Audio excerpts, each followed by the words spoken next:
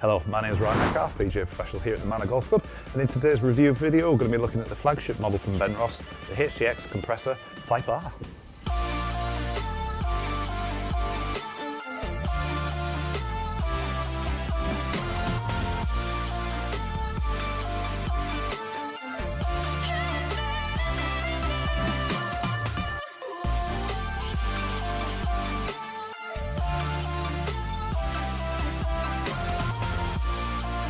So this is the premium model from Benross Golf, Compressor Type R HTX. A little bit of a mouthful, I'm sure you get used to that over time.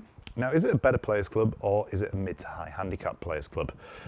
I think it's trying to be both, to be honest. It's got the looks that aren't going to make a better player balk and run for the sick bag.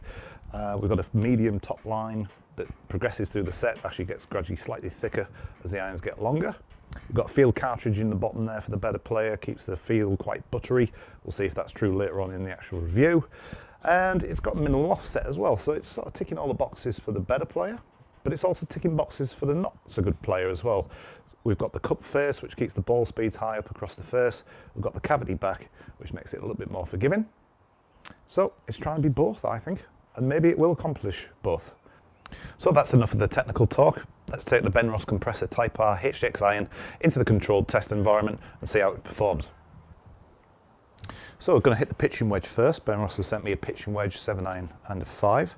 Pitching wedge looks pretty good by the ball actually. It's quite a nice small compact head, almost like a teardrop shape to it. Minimal offset, I quite like it, it's not bad.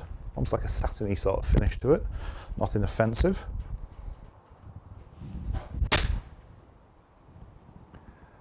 Sounds clicky, but it actually feels better than it sounds. Not bad, nothing alarming about that. 140 carry on that. We've got 9,000. Yeah, that's pretty strong for a pitching wedge. Let's hit another one.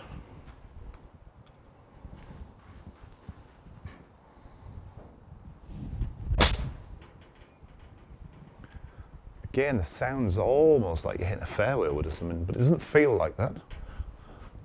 Let's see what the distance was on that. 150 carry on that. Spinning at 8,200. Yeah, that's quite solid. Not bad.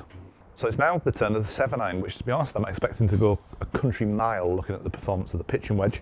Again, down by the ball, quite similar, minimal offset, satin finish, quite nice. Almost like a rounded head.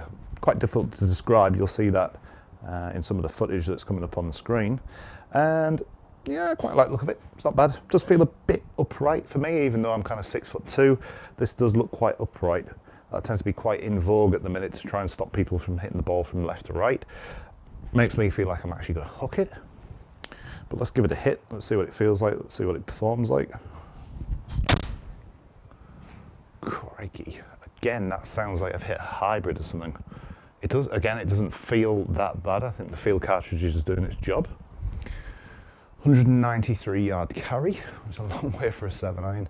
Spin at 5.2, which is quite low. We're hitting range balls here, even though they're pretty good range balls, premium range ball.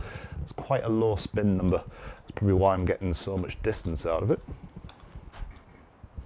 Let's hit it again. Grip feels a bit thin. Again, that's because I've got big hands. So if you're going to get a set of these, get fitted. If you've got big hands like me, you might prefer a slightly thicker grip. Felt great. Again, it feels softer than it sounds. We've got 200 yard carry on that, spinning at 5.3. That's really strong. How fast is 5-iron going to go? So the 5-iron, which I'm kind of expecting to almost perform like a 3 would or something. Again, minimal offset. We're starting to get into the part of the set where I think it becomes a bit more apparent that this is maybe a bit more of a player's iron. I don't think there's going to be that many high handicappers putting this down by the ball and feeling all that comfortable with it. Again, quite a roundish look to it. Again, quite upright. I don't mind it. I don't mind it. I feel pretty comfortable. I'm going to hit this somewhere near the middle of the head. Same sound, same feel. I don't mind the feel at all. It's certainly one of the better feeling cast irons that I've hit. It's just the sound. Does sound affect the ball? No. So that's a preference. You go and hit this on the range, go to a demo day, Benross demo day, have a hit with it, see what you think to the sound. That's coming out pretty hot. Let's look at the numbers on those two shots. So the first hit 223, spinning at 3.9. That's kind of almost 3.5 wood spin rate. 223 on the second as well, consistent. 2.9 on the spin, again quite low. That's probably going to come in quite hot into most greens. If we hit a premium ball, yes, we could maybe jump that spin rate up maybe by 500, maybe 1,000 possibly, but pretty hot. So that's the controlled test environment taken care of with the new Benross Type R iron. Let's see how they actually perform out in the real world where we actually play golf out on the golf course.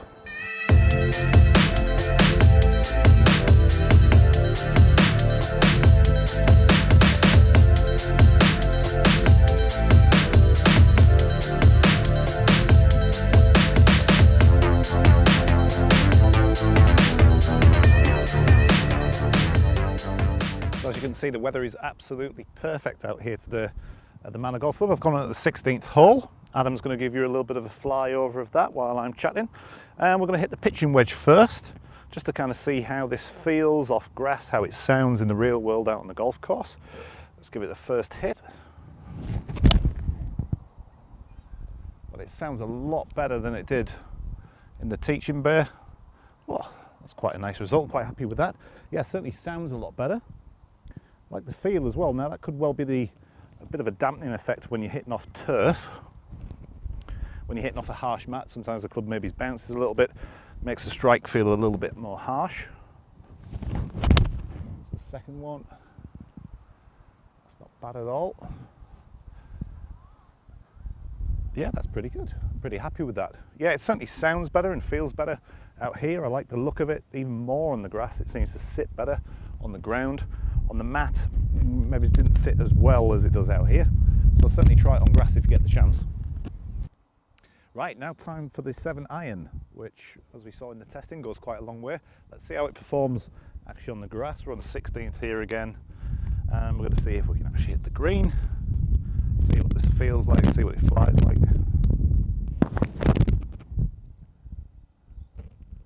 Again, that sounds a lot better than it did in the teaching room. A lot better. Sounds better, feels a little bit better. I do like the fact that it doesn't glare. Now with a lot of irons on the market you get that sort of chrome finish, and I think that's a little bit off-putting, certainly on a glorious Yorkshire day like this. I like this satin finish, it doesn't glare, looks good. Oh, that was sweet. Yeah, you catch these out in the middle off grass. I'm not going to say it sounds like a forged iron or feels like a forged iron, but it's not far off. Certainly as good as any other cast iron that I've hit.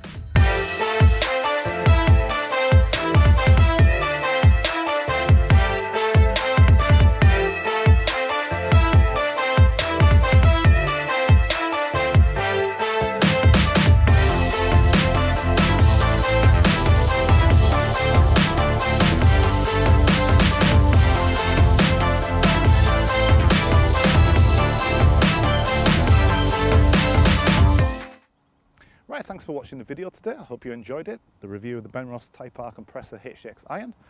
Great value for money. I really enjoyed hitting this product. Like I say, it feels better and sounds better on the golf course. Performance-wise, it's hitting the ball as far as pretty much anything else on the market.